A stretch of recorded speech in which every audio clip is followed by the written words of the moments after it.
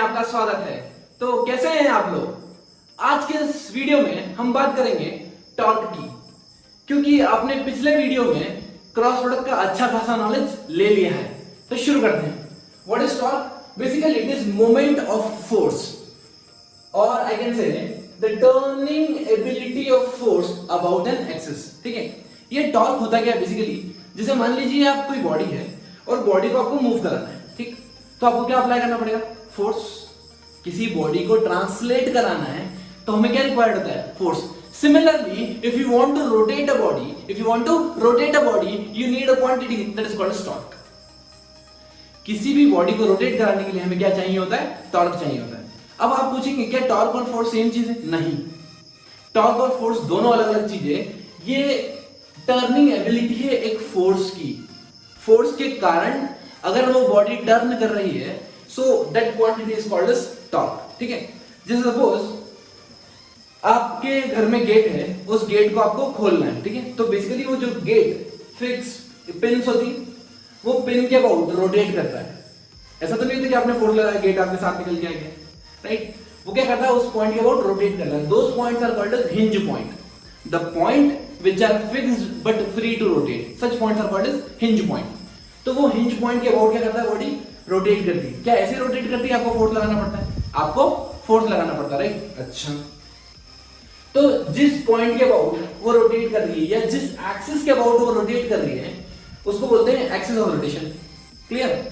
एक बात बताओ, जब आप गेट को पुश करते हो या पुल करते हो तो क्या आप कोने पे फोर्स लगाते हो या ऑपोजिट एंड, जिस एक्सिस के अबाउट वो रोटेट कर रहा है वहां फोर्स लगाते हो, या उसके अपोजिट एंड वाले डोर के अपोजिट एंड पे? इसका मतलब exact axis of rotation force लगाते हो या कुछ डिस्टेंस दूर फोर्स लगाते हो? तो आपका आंसर होगा डेफिनेटली कुछ डिस्टेंस दूर फोर्स लगाते हैं। हम कभी भी उस पॉइंट पे फोर्स नहीं लगाते, राइट? उसका रीजन आपको यहां समझ में आएगा। जो टॉर्क का फॉर्मूला आता है, टॉर्क होता है R क्रॉस F। टॉर्क क्या होता है? R cross F। पहली इंपॉर्टेंट पॉइंट जो आपको ध्यान रखना है, R क्या है? R is the distance of the point of application of force from the axis of rotation. जिस पॉइंट से या जिस एक्सिस के अबाउट वो रोटेट हो रही है वहां से कहां तक का डिस्टेंस, जिस पॉइंट पे मैं फोर्स लगा रहा हूं। क्या चीज समझ में आती? दूसरी चीज ये है फोर्स, ठीक है? तो यहां पर फोर्स, जितना अमाउंट ऑफ फोर्स लगा रहा हूं मैं उसका मल्टीप्लाई करना है। Third important thing that we are taking cross product. We are taking cross product. जब भी हम क्रॉस प्रोडक्ट लेते हैं तो हम दोनों के बीच का एंगल भी मैटर करता है कि हमारा ए वेक्टर और बी वेक्टर के बीच में एंगल कितना है, राइट? इंक्लूडेड एंगल अभी पढ़ाया था मैंने। So R vector cross F vector, इसका अगर मैं मैग्नीट्यूड लिखूं तो ये जाएगा R F sine theta. R into F into sine theta, और डायरेक्शन आएगी कोई रैंडम डायरेक्शन ले लेता हूं N cap, because you know that torque is a vector quantity. ठीक है, इसकी ऐसा यूनिट क्या होगी दोस्तों? ऐसा यूनिट होगी, इसकी मीटर, इसकी न्यूटन। क्या है? Newton metre. Now you can ask newton metre is joule, but हम टॉर्क को एनर्जी के टर्म्स में नहीं लिखते हैं। हम टॉर्क को जब भी लिखेंगे न्यूटन मीटर ही लिखेंगे, ठीक है? इसके डायमेंशन भी सेम है, जूल ही होंगे, m/2t-2। ठीक है, चलिए, मुझे पता है जो एक्सिस ऑफ रोटेशन होती है वो एक 2D बॉडी के लिए पॉइंट ऑफ रोटेशन बन जाता है। अपन ने पढ़ा है, राइट? अच्छा, मान लीजिए किसी बॉडी के ऊपर फोर्स लग रहा है F, किसी बॉडी के ऊपर फोर्स लग रहा है F। अब मुझे क्या निकालना है? टॉर्क, कि इसका जो रोटेशनल इफेक्ट आएगा वो कितना आएगा। अगर मैं रोटेशनल इफेक्ट निकालूं तो मुझे एक पॉइंट से इसकी डिस्टेंस निकालनी पड़ेगी, क्योंकि मुझे पता पड़ना चाहिए मैं किस पॉइंट के अबाउट रोटेशन निकालना चाहता हूं। मैं अज्यूम कर लेता हूं अभी के लिए कि I want to calculate the rotation effect about origin. तो मैंने एक ओरिजिन कंसीडर कर लिया। यहां से मुझे क्या वेक्टर ड्रॉ करना? R vector. ये मैंने ड्रॉ किया, ये यहां से यहां तक का जो है मेरा आर वेक्टर है, राइट? यहां से यहां तक पॉइंट पी तक। ये तो मैंने सिर्फ आगे एक्सटेंड किया line, because you know that vector can be drawn anywhere parallel to it and you can elongate it और you can translate it along its line. ठीक है, अगर ये वेक्टर है तो आप इसको कहीं भी ट्रांसलेट कर सकते हैं अलोंग इट्स लाइन, और पैरेलली भी ट्रांसलेट कर सकते हैं। ठीक है, मैं मान लेता हूं ये आर वेक्टर की डायरेक्शन है, इन दोनों के बीच में एंगल है वो थीटा है। Point stand at the point of intersection and see where the rays are going away from you, that angle is called as included angle. ये भी अपन बात कर चुके हैं लास्ट वीडियो में, ठीक है? अब मुझे निकालना है टॉर्क। मुझे क्या निकालना दोस्तों? टॉर्क। हम टॉर्क को निकालने के तरीके देखते हैं कि हम टॉर्क को इजीली कैसे निकाल लें। ठीक, मैं मान लेता हूं कि ये इस पॉइंट के अबाउट टॉर्क निकालना है। टॉर्क हमें किस पॉइंट के अबाउट निकालना है दोस्तों? हमेशा torque is always calculated about a point for a 2D body. तो यहां पे हम मान लेते हैं इसके अबाउट, ओरिजिन के अबाउट हमें टॉर्क निकालना है। ठीक, ये फोर्स है। मैं काम करता हूं, फोर्स को एक्सटेंड करता हूं। किसी वेक्टर को आगे पीछे कहीं भी अपन एक्सटेंड कर सकते हैं। अच्छा, तो ये हो गई, ये मेरी line of action of force हो गई। क्या हो गई दोस्तों? Line of action of force. और ये मेरी डिस्टेंस हो गई। एक काम करता हूं, इस पॉइंट से मैं एक परपेंडिकुलर लाइन ड्रॉ करता हूं इसके ऊपर। राइट, इसके ऊपर मैं एक परपेंडिकुलर लाइन ड्रॉ करता हूं ऐसे। ये मैंने परपेंडिकुलर लाइन ड्रॉ कर दी। क्लियर? अब बताओ, अगर ये एंगल थीटा है तो ये भी एंगल थीटा होगा। ये r है तो ये कंपोनेंट होगा r cos थीटा, ये होगा r sin theta. r sin theta. दोस्तों आपको ऐसा नहीं लग रहा कि मैंने कुछ गजब का निकाल दिया आपके लिए? r sin theta into f, मतलब अगर मुझे फोर्स की लाइन पता है तो मैं डिस्टेंस का परपेंडिकुलर कंपोनेंट को मल्टीप्लाई करता हूं। डिस्टेंस के परपेंडिकुलर कंपोनेंट को मल्टीप्लाई करता हूं। ये समझ में आया? हमें इससे मतलब नहीं है। अब हमें परपेंडिकुलर, अगर मुझे फोर्स की डायरेक्शन फिक्स हो गई तो मैं परपेंडिकुलर डिस्टेंस से मल्टीप्लाई करूंगा। तो ये जाएगा r परपेंडिकुलर इनटू f। ये आ गया मेरा टॉर्क मैग्नीट्यूड वाइज। और डायरेक्शन हमें पता है, यहां पे रिस्ट रखिए, फिंगर्स को स्ट्रेच कीजिए along the line of r vector, first vector and curl it towards fourth vector. तो डायरेक्शन की प्लस k है। क्लियर? चलिए अब एक काम करते हैं, फोर्स को रिजॉल्व करते हैं। इस बार यहां से यहां तक ये मेरा है r वेक्टर। ठीक है, इसको तो मैंने सिर्फ एक्सटेंड किया है डायरेक्शन बताने के लिए, इसका कोई यूज नहीं। ठीक है, ये मेरा r वेक्टर है और ये फोर्स लग रहा है किस एंगल पे? थीटा एंगल पे। यहां पे मैंने इसका एक्सटेंड किया है, इसका भी कोई यूज नहीं। अब हम क्या करेंगे, हम फोर्स को रिजॉल्व करते हैं। देखो दोस्तों, ये हो जाएगा मेरा परपेंडिकुलर और ये अलोंग वाला फोर्स, तो ये हो जाएगा f cos थीटा और ये हो जाएगा f sin theta. This is f, this is theta. The component which is close to theta is cos theta and perpendicular will be sin theta. इसका मतलब हमको सिर्फ ये दो मल्टीप्लाई करना है, ये और ये। तो components which are mutually perpendicular। इसका मतलब मैंने यहाँ पे टॉर्क डिफाइन किया r into f perpendicular। r into f perpendicular। अगर आपको पोजीशन वेक्टर पता है तो आप वो वाले कंपोनेंट ऑफ फोर्स को मल्टीप्लाई करो जो मेरे रेडियस वेक्टर या पोजीशन वेक्टर के परपेंडिकुलर हो। क्लियर? तो यहां पर डायरेक्शन फिर निकालेंगे। देखिए r वेक्टर, यहां पे रिस्ट रखिए। तो तीन बात दो ध्यान रखना है, रिस्ट कहां पे रखना है, फिंगर्स कहां स्ट्रेच करना है और कर्ल कहां करना है। तीनों बात अगर आपने ध्यान रखी तो आप कोई भी गलती नहीं करोगे और आप एकदम स्मूथ तरीके से सब्जेक्ट को समझते चले जाओगे। रिस्ट रखो यहां पे, स्ट्रेच करो फिंगर्स r वेक्टर और फोर्स किधर है दोस्तों? ऊपर। ये आ गया प्लस k का। ठीक है, आंसर हमेशा अपना सही नहीं आएगा, किसी भी मेथड से निकाल लीजिए। तो आई होप आपको फोर्स समझ में आया हो, टॉर्क आपको समझ में आया हो, पोजीशन वेक्टर आपको समझ में आया हो। क्लियर? एक चीज और, जो मान लो इतना बड़ा डोर है, ठीक है, अज्यूम कर लो ये डोर है, यहां से आता है डोर है। तो ये मान लीजिए ये एक्सिस ऑफ रोटेशन है, इस एक्सिस के अबाउट को घूम रहा है। ठीक है, इस एक्सिस के अबाउट को घूम रहा है, इस एक्सिस के अबाउट ऐसे, और यहां तक हमारा डोर है। जब आप हैंडल लगाते हो तो हैंडल यहां पे लगाते हो या सबसे दूर लगाते हो? जो हैंडल लगाते हो गेट को खोलने के लिए, बंद करने के लिए, वो एक्सिस ऑफ रोटेशन से, हिंज पॉइंट से सबसे डिस्टेंस ज्यादा रखते हो या कम? आप डिस्टेंस ज्यादा रखते हो। क्यों दोस्तों? देखो, किसी भी, जैसे मान लो किसी बॉडी को मेरे को मूव कराना है तो उसे मिनिमम फोर्स चाहिए। जैसे आप, मैं यहां खड़ा हूं, मेरे को आपको मूव करना, तो आप मेरे को कुछ धक्का दोगे कि ऐसे कोई भी हवा फूंक मार के चले गया, मुड़ गया, ऐसा थोड़ी होगा। You need a minimum force. Similarly, if you want to rotate a body, you need a minimum torque. ठीक है? और अगर मेरा टॉर्क फिक्स है, मान लो मेरे को गेट को रोटेट कराने के लिए 100 न्यूटन मीटर का टॉर्क चाहिए। ठीक है, गेट को ओपन करने के लिए, क्लोज करने के लिए। ठीक है, एग्जांपल। तो एक बच्चा है, बेचारा वो फोर्स 10 न्यूटन लगा सकता है। एक बड़ा आदमी है, वो 100 न्यूटन फोर्स लगा सकता है। इसका मतलब फोर्स तो आप इंसान के ऊपर वेरी कर सकते हो, लेकिन मैं क्या चाहता हूं कि बेचारा जो छोटा बच्चा है, जो कम फोर्स लगा है, वो भी इजीली गेट को एक्सेस कर ले। अगर a into b, इसका मल्टीप्लिकेशन एक कांस्टेंट है, अगर मैं फोर्स की वैल्यू कम कर दूंगा तो रेडियस की वैल्यू बढ़ानी पड़ेगी।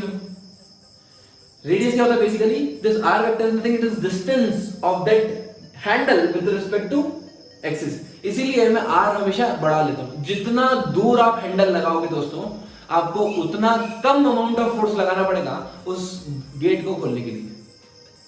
तो आइए दोस्तों टॉर्क को समझते हैं LTQ से। क्या गिवन है, एक पॉइंट पे 3,4 पे फोर्स लग रहा है 20 अपर डायरेक्शन, ठीक है। वो मुझसे पूछ रहे हैं कि भैया, क्या पूछ रहे हैं, भैया आप टॉर्क निकाल दो इस पॉइंट पे। अगर आपका थोड़ा सा ज्ञान चक्षु काम करता हो तो क्या टॉर्क की वैल्यू इस पॉइंट लिखते हैं, टॉर्क अबाउट पॉइंट Q, बताओ। टॉर्क अबाउट पॉइंट Q आएगा 0। क्यों आएगा 0? आपको ऐसा नहीं लगता कि ये जो फोर्स है ये इसी पॉइंट से तो पास हो रहा है? अगर ये इसी पॉइंट से पास हो गया तो इसका टॉर्क 0, करेक्ट। चलिए एक काम करते हैं, अगर फील नहीं आ रही है तो मैं फील दे डालता हूं, ठीक है। कैसे? मैं फोर्स को वेक्टर फॉर्मेट में लिखता हूं। फोर्स को वेक्टर फॉर्मेट में क्या लिखा, 20 I cap, sorry J cap, 20 J cap. अच्छा, यहां से यहां तक रेडियस वेक्टर डिफाइन करता हूं। ये क्या है, ये 3 है, ये 3 है, तो 0 हो गया। ये 4, जब मैं रेडियस वेक्टर को r वेक्टर को 4 J कैप लिख दूं, अरे x2 minus x1 I cap 0, y2 minus y1 J cap 4 minus 0, तो ये 4 J कैप है। अब मैं टॉर्क निकालता हूं, torque r cross f J cross J, खुद से करोगे तो 0, आंसर 0। क्या समझ आता है? बोलो बोलो बोलो। अब हम इस प्रॉब्लम को एक काम करते हैं, हम इस पॉइंट के अबाउट नहीं निकाल रहे हैं। हम किस पॉइंट के अबाउट निकाल रहे हैं, हम निकालेंगे जिनके अबाउट। जिनके अबाउट क्या निकालना दोस्तों आपको, जिनके अबाउट निकालना है आपको टॉर्क निकालना है। तो कैसे निकालेंगे? इसके भी 3 तरीके हैं, 1, 2 और 3। सबसे पहले मैं आपको टॉर्क को वेक्टर मेथड से निकालता हूं ताकि आपको कोई किसी प्रकार का कंफ्यूजन बचेगी, सब क्लियर एकदम क्रिस्टल। 20 J कैप, तो तू भी पढ़ ले भाई, 20 J कैप, ठीक है। ये यहां से यहां तक रेडियस वेक्टर है। रेडियस वेक्टर क्या लिखेंगे, बोलो r वेक्टर। दोस्तों अगर ये 0 है, ये 3,4 है, तो क्या लिखो x2 minus x1 I cap plus y2 minus y1 J cap. आपको कोई दिक्कत ना हो तो क्लियर। चलो हमें क्या निकालना, टॉर्क। टॉर्क क्या होता है, r cross f, r cross f।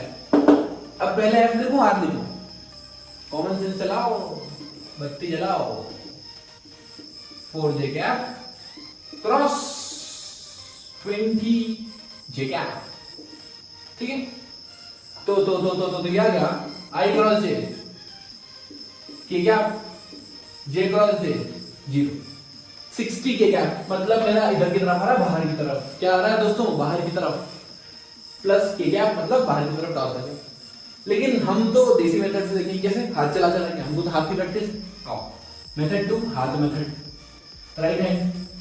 देखो दोस्तों ये फोर्स है, ये फोर्स है, इधर से इधर तक जा रहा है, ऐसे ये फोर्स है। इस पॉइंट से इस फोर्स की लाइन की परपेंडिकुलर डिस्टेंस बता सकते हो क्या? ये डिस्टेंस तो परपेंडिकुलर डिस्टेंस है। ये डिस्टेंस कितनी है दोस्तों, 3। तो अगर मैं परपेंडिकुलर डिस्टेंस का फोर्स में मल्टीप्लाई करूंगा तो 3 परपेंडिकुलर डिस्टेंस और 20 फोर्स, तो 3 into 20 बहुत डिफिकल्ट कैलकुलेशन है, 3-4 कैलकुलेटर मिला के करेंगे सॉल्व तो आएगा 60 न्यूटन मीटर। ओहो वाओ, आंसर आएगा। बस यहाँ पे एक ही दिक्कत होती है, हमें डायरेक्शन नहीं पता पड़ती। तो डायरेक्शन के लिए हमें क्या निकालना पड़ेगा, ब्रह्मास्त्र। ये निकाला हमने ब्रह्मास्त्र, r vector cross f vector, क्या प्लस के कैप आ गया, मतलब मैं डायरेक्शन निकाल सकता हूँ प्लस के कैप, या फिर मैं r वेक्टर ऐसे भी ले सकता हूँ, प्लस के कैप वेक्टर ऐसे भी ले सकता हूँ। आंसर मेरा यही आएगा। हमको स्ट्रेच करना है फिंगर्स, पहले तो ब्रेस्ट रखना है यहाँ पे ओरिजिन पे, फिर स्ट्रेच करना है r वेक्टर की डायरेक्शन में और कर्ल करना है फोर्स की डायरेक्शन में, r क्रॉस f। मेरा आंसर आ गया 60 की है। क्लियर। अब देखते हैं कुछ सिंपल प्रॉब्लम्स टॉर्क पे बेस्ड। यहां पर एक रॉड गिवन है, राइट। इस रॉड की लेंथ 2 मीटर है और मैं फोर्स लगा रहा हूं 10 न्यूटन एंड पे और 20 न्यूटन सेंटर पे, ठीक है। आपको क्या करना है, आपको टॉर्क निकालना है। बट किस पॉइंट के अबाउट? हिंज पॉइंट के अबाउट। हिंज पॉइंट कौन सा है? ये you know that hinge point which is fixed but free to rotate, मतलब रोटेट हो सकता है लेकिन वो इधर उधर आगे पीछे मूव नहीं करेगा। ऐसा नहीं होगा कि ये रॉड में फोर्स लगाया तो रॉड नीचे आएगी, नहीं, ये पॉइंट वही रहेगा बट वो रोटेट कर सकता है। चलिए सबसे पहले ये मान लेता हूं F1 है, ये मान लेता हूं F2 है, दो फोर्सेस हैं, ठीक है। तो जब भी नेट टॉर्क निकालता हूं मैं, नेट टॉर्क आता है सारे टॉर्क का वेक्टर सम, सारे टॉर्कों का वेक्टर सम, ठीक है। चलिए अब हम क्रॉस प्रोडक्ट नहीं लगाएंगे, वेक्टर फॉर्मूला नहीं लगाएंगे, आप चाहो तो वेक्टर फॉर्मेट भी लगा सकते हो बट मैं हाथ चलाना सिखाऊंगा आपको, ठीक है। चलिए सबसे पहले हमें इसकी डिस्टेंस और कितनी डिस्टेंस, तो ये जाएगा 10 into 2 20, ठीक है। अब डिस्टेंस क्या आएगी? 2 मीटर के बने, फोर्स 10 मीटर है तो टॉर्क कितना आएगा? 2 into 10 20, राइट ना। अब मुझे बताओ डायरेक्शन क्या होगी दोस्तों? डायरेक्शन निकालने के लिए इस पर हाथ रखो, फिर इसको स्ट्रेच करो, आर वेक्टर, फोर्स किधर? नीचे, नीचे है तो आपको हाथ डाउन करना पड़ेगा, राइट। तो आर क्रॉस एफ कितना हो जाएगा? नीचे की तरफ, मतलब माइनस के कैप। समझ में आ रहा है दोस्तों? माइनस के कैप मतलब ये घूमेगा क्लॉकवाइज, और क्लॉकवाइज का मतलब होता है नेगेटिव। क्लॉकवाइज क्या होता है दोस्तों? नेगेटिव, ठीक है। आर क्रॉस एफ के अंदर आया। चलिए अब टॉर्क 2 निकालना है। टॉर्क 2 कैसे निकालेंगे दोस्तों? ये फोर्स इनटू डिस्टेंस, देखो फोर्स इधर है, डिस्टेंस है, दोनों परपेंडिकुलर है, परपेंडिकुलर है तो हमको दिक्कत ही नहीं है। 20 into 1, डायरेक्शन निकालो, यहां हाथ रखो, आर क्रॉस एफ, एफ की तरह ऊपर, तो मेरे को हाथ घुमाना पड़ेगा एफ, ठीक है। ये बाहर आ गया, प्लस के क्या, तो कितना हो गया मेरा? 0, मतलब ये बॉडी नहीं घूमेगी। नेट टॉर्क कितना हो गया? 0। अगर नेट टॉर्क 0 है इसका मतलब बॉडी रोटेट नहीं कर रही है। चलिए दूसरा प्रॉब्लम देखते हैं। यहां पर 3 फोर्स लग रहे हैं, इधर इधर इधर, ठीक है। चलिए ना इस बॉडी पे मैं मान लेता हूं ये फोर्स 1 है F1, ये है फोर्स 2 F2, ये है फोर्स 3 F3, ठीक है। जो टोटल टॉर्क रहेगा वो टोटल टॉर्क नेट टॉर्क आएगा vector sum of all the torques, τ1 + τ2 + τ3, correct. चलिए नाउ इस पॉइंट का टॉर्क दोस्तों, ये हिंज पॉइंट है, आपको ऐसा लग रहा है कि ये पॉइंट इसी से पास हो रहा है। जब भी फोर्स उसी पॉइंट से पास हो जिस पॉइंट पे हमें टॉर्क निकालना है तो टॉर्क नलिफाई हो जाता है, 0। तो इधर 0 क्योंकि इसकी इससे परपेंडिकुलर डिस्टेंस आई नहीं, डिस्टेंस 0 हो जाएगी ना। टॉर्क 2, टॉर्क एंगल पे है, फोर्स एंगल पे है इस बार। अब कैसे निकालें? मुझे पता है ये आर वेक्टर है, ठीक है। अगर मुझे आर वेक्टर हॉरिजॉन्टल दिख रहा है तो मुझे फोर्स का परपेंडिकुलर कंपोनेंट चाहिए बस। इसका मतलब मैं 8 न्यूटन में इंटरेस्टेड हूं, मैं 8 ये cos थीटा, ये 8 sin थीटा। 8 sin थीटा कितना था दोस्तों? 4, तो मेरा हो गया 4 into डिस्टेंस 3, 4 into 3। चलो डायरेक्शन निकालते हैं, हाथ रखो यहां, इधर कर्ल करो जिस डायरेक्शन फोर्स है ऊपर, तो आ गया प्लस के कैप। और देखो ये एंटी क्लॉकवाइज है, एंटी क्लॉकवाइज टॉर्क को हम पॉजिटिव मानते हैं, तो ये प्लस के कैप 12 प्लस के कैप, ठीक है। अब टॉर्क 3, ये वाला जो फोर्स है ये 100 न्यूटन है, डिस्टेंस कितनी है? 8 मीटर पर पर पर पर पर पर पर क्या है? परपेंडिकुलर डिस्टेंस है। नहीं दोस्तों, ये फोर्स भी यहीं से पास हो रहा है। सिमिलरली ये फोर्स यहीं से पास हो रहा है, तो इसका परपेंडिकुलर डिस्टेंस कितना हो गया? खत्म। इसका मतलब इसका टॉर्क भी कितना आएगा? 0। ये भी कोई टॉर्क अप्लाई नहीं कर रहा बॉडी पे, तो मेरा आंसर होगा 12 के नेट टॉर्क। मतलब अब बॉडी घूमेगी किस डायरेक्शन में? क्लॉकवाइज या एंटी क्लॉकवाइज? ये प्लस है, इसका मतलब एंटी क्लॉकवाइज। क्लियर? आइए दोस्तों अब हम समझते हैं इस प्रॉब्लम को। हमें एक पार्टिकल गिवन है जो कि यू एंगल पर प्रोजेक्ट किया है, करेक्ट। ये प्रोजेक्टाइल मोशन का केस। नाउ हमें टॉर्क निकालना है, ठीक है। जब ये मोशन हो रहा है हमें टॉर्क निकालना है। कैसे? किस पॉइंट के अबाउट? ओरिजिन के अबाउट, मतलब इस पॉइंट के अबाउट, ठीक है। हमें 3 चीज बताओ नीचे। एक तो किस पॉइंट के अबाउट निकालना है, वहां से किस पॉइंट पे फोर्स लग रहा है वो डिस्टेंस, तीसरी चीज कितना फोर्स लग रहा है वो। क्लियर? चलिए तो मैं मान लेता हूं किसी भी जनरल पॉइंट पे, इस पॉइंट पे जब ये टाइम t = t हो चुका होगा तब मुझे टॉर्क निकालना है, ठीक। अब टॉर्क निकालने के लिए बेसिकली मुझे क्या चाहिए? x कोऑर्डिनेट और y कोऑर्डिनेट, ये चाहिए, राइट। ओके, नाउ किसी भी जनरल टाइम t पे क्या मैं x कोऑर्डिनेट और y कोऑर्डिनेट निकाल सकता हूं? बिल्कुल, ये इक्वेशन का मोशन से निकाल सकते हैं हम। कैसे? You know that s equal to ut plus half at square लगाऊंगा मैं x डायरेक्शन में और y डायरेक्शन, राइट। सो मैं इसको ऐसे लिख सकता हूं x equal to u cos theta into t। आपको मैंने बताया रिजॉल्व कैसे करते, right. When you are using in x direction, displacement in x direction, initial velocity in x direction into time plus acceleration to 0. Now y direction लगाएंगे y equal to ut, that is u in the y direction ut minus half gt square, ठीक है। अगर ये दोस्तों आपको ये समझ में नहीं आ रहा हो तो प्लीज काइनेमेटिक्स की वीडियोस देख लीजिए। नाउ अगर मैं रेडियस वेक्टर लिखूं, रेडियस वेक्टर क्या होगा मेरा x i cap plus y j cap, right. तो मैं इसको ऐसे लिख सकता हूं u cos theta t i cap plus u sin theta t i cap sorry j cap divide minus half gt square j cap. या मैं j cap common निकाल लेता हूं यहां से, ये जाएगा u sin theta t minus half gt square j cap, right. अब क्या चाहिए मुझे, फोर्स चाहिए, फोर्स चाहिए। फोर्स कितना लग रहा होगा इस पॉइंट में दोस्तों, फोर्स तो हमेशा ग्रेविटी लग रहा होगा mg, ग्रेविटी इसको नीचे पुल कर रही है, तो फोर्स आ जाएगा mg माइनस जे कैप। बस मेरा काम खत्म। टॉर्क निकालूंगा मैं r क्रॉस f। तो दोस्तों मेरा टॉर्क कितना आ जाएगा, टॉर्क आ जाएगा मेरा, देखिए इन दोनों का क्रॉस प्रोडक्ट करना है, j क्रॉस g कितना होगा, नलीफाई हो जाए, j क्रॉस j 0 होता है, तो मतलब i और j का अंतर आएगा बस, तो ये जाएगा u cos theta t, u cos theta t i cap cross mg minus j cap, ठीक है।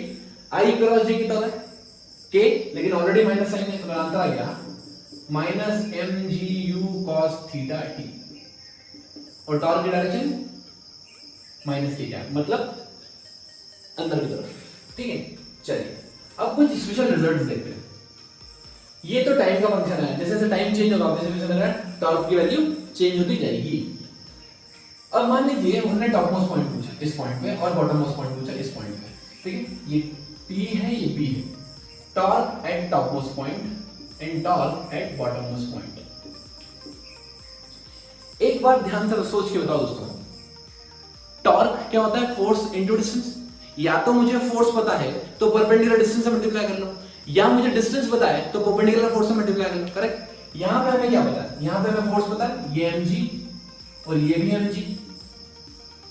फोर्स की दूसरी डायरेक्शन में बाहर है, माइनस y नीचे की तरफ। इसका मतलब अगर मुझे यहां से जिस पॉइंट पे मुझे टॉर्क कैलकुलेट करना है उस पॉइंट से परपेंडिकुलर डिस्टेंस मिल गई तो मेरा काम हो जाएगा।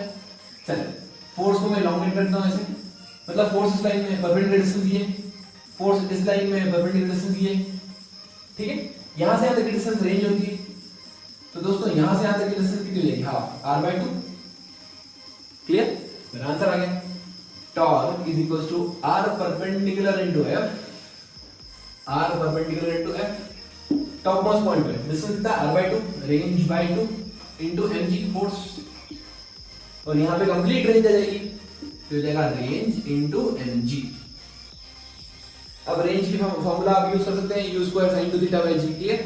एक चीज और, अब अगर वो डायरेक्शन पूछ रहे हैं तो वेस्ट यहां रखो, r क्रॉस इधर स्ट्रेच करिए और मुझे कर्ल करना है, कर्ल किस करूंगा मैं, डाउनवर्ड डायरेक्शन में, तो मेरा r क्रॉस f आएगा माइनस के, और देखो यहां भी माइनस क्या है, माइनस की क्या, क्लियर। तो अगर मुझे टॉर्क वेक्टर फॉर्मेट में लिखना है तो इट इज माइनस mgr/2 ठीक है, यहां पे mgr के क्या माइनस के क्या, और माइनस आप बाहर भी लगा सकते हैं। क्या चीज क्लियर है, गुड। ताश के पत्तों से महल नहीं बनता, नदी को रोकने से समंदर नहीं बनता, बढ़ते रहो जिंदगी में हर पल, क्योंकि एक जीत से कोई सिकंदर नहीं बनता। Stay motivated, keep learning, keep supporting.